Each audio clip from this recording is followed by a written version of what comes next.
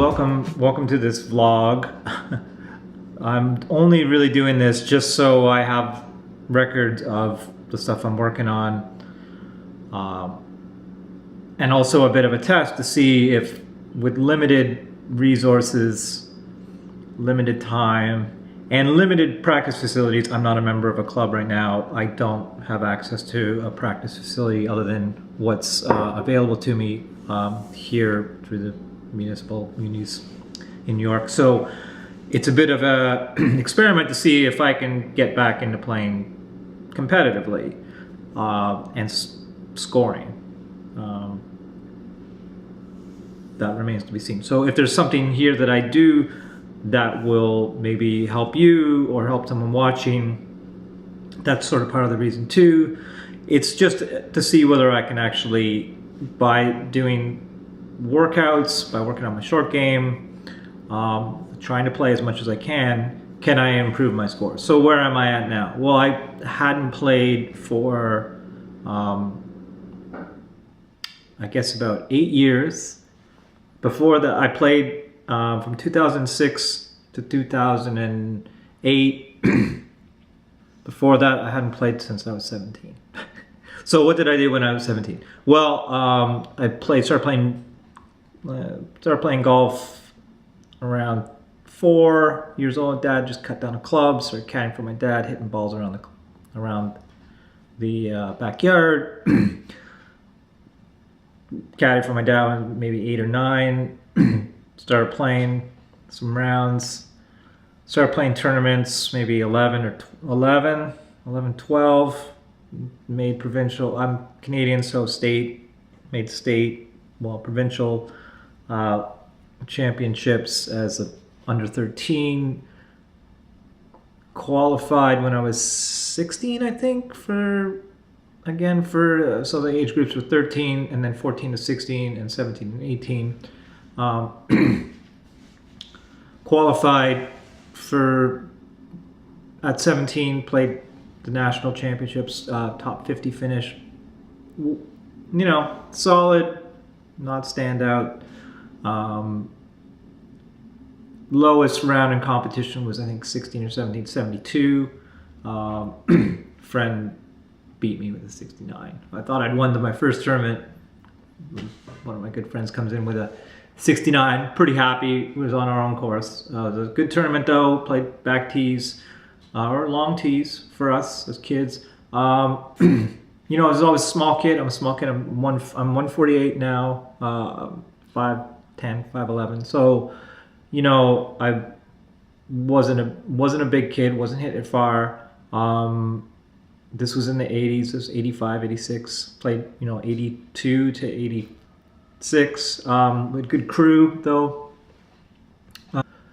Mike Weir was in the group of us up there in Canada. Obviously, Masters winner. Dave Moreland also went out and played 2 nationwide tour wins. Played on the PGA for a while. Did a couple U.S. Opens. Who else? Martin Chuck was sort of up there. He's a great online teacher. Brendan Little, who went on to be Mike Stay. Always got Brendan and Dave and Mike Weir all played the Canadian Tour. Eventually moved up to the bigger tours. Played with Mo Norman when I was 12. Played 5 holes with him. I'll do a little blog post about that at some point. There was a national program with Georgia Newton. There was a program, a junior program at a course called the National with Ben Kern, and run sort of once in a while with George Newton. George Newton, great ball striker. Got into that for my 17th year, decided not to go. I just wanted to play back at my home course. Ended up going to university in Toronto for something else. Decided not to play golf. Didn't play college golf. So that is a big, piece of my resume that's not there. Didn't play college golf. Didn't really play golf until 2005 again. Played the odd game here and there, but sort of got the bug again. Played the mid-amateur for my first USGA qualifier. Made the cut at the qualifier. Pretty intimidated the second round. Hadn't really played with a lot. Just playing with a lot of college kids. Sort of intimidating. 76, and then I think I was 81. 60, I think 72 got alternate. So it was a good field. It was at Bethpage Blue. Ended up moving to Europe. Moved to Barcelona for a summer and signed up to play the EDP Tour, which is like a feeder tour to the Challenge Tour. It was based in Germany. I was based in Barcelona, so it was just an effort to try to play some tournaments again, because they ended up being the cheapest. They were 200 euros. You got 5 days at the course, 2 practice rounds. There was a pro-am. You had access to the range all those days. 2 rounds of cut, and then the final day. You still had access to the range on the final. So I was able to go to these sites. I went to 3 of them. My goal was just to shoot 2 rounds in the 70s. I wasn't expecting to make the cut. Just getting back into competition. I almost made my goal. I doubled my last hole, 79.81, which sort of sucked. But practiced a lot. Was playing at PGA de Catalunya. Started playing some good rounds there later in the summer, of my summer there. Shot in the 60s, shot 69 on the other course. Played some rounds on just 9s under par on the main Catalunya course. I think my lowest was 33. Fast forward to 2017, sort of didn't play again. Then just played a couple rounds with a friend here in New York at the Munis. Shot, I think, 79 both times. You know, not great front 9s. Got it together in the back 9s. How did I do that? Well, I've just been doing the Bob Rotella stuff. Is just been doing that stuff. Made me shoot 69. Working on my short game that summer, and just mentally, which I wasn't doing in competition. So that'll be part of this. Is can I bring some of those ideas and do them in competition? So I'm going to sign up for some of the local qualifiers. There's a bunch of great local qualifiers. State Mid-Am.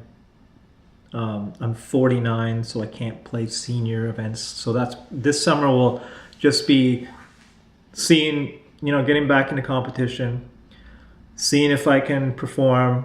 Then next year, signing up for whatever senior events I can. It'll mostly have to be pro events, but I'll still stay amateur, just so I can play in that age bracket. Then if I decide to keep doing this, going through to 55. So the idea is, can I, as an older player with dedicated work on short game, dedicated work on workouts and strength, and just doing what I can do, can I perform? So that's the plan. So I'll be literally just taking videos of my practice routines, my stretching, any workout things I'm doing here at the house. If I get a chance to get out and play, I'll try to bring the camera. I won't be doing any reviews, but I will do reviews of stuff that I'm not reviews, but I'll do a what's in the bag at some point. If I change equipment, I'm going to update some grips. My old set of clubs was from 2000, and most of the clubs, I'll go through the bag, it was like 2008, so I'm updating the equipment. I didn't have a good hybrid back then, so I'm pretty sure I have a good hybrid setup, or the top of the bag is a little bit better, 3 wedges. I'll go through the bag. So that's the plan. So hopefully there'll be something here that's really just it's really just to document my work so I can look at it. I've never done a lot of video.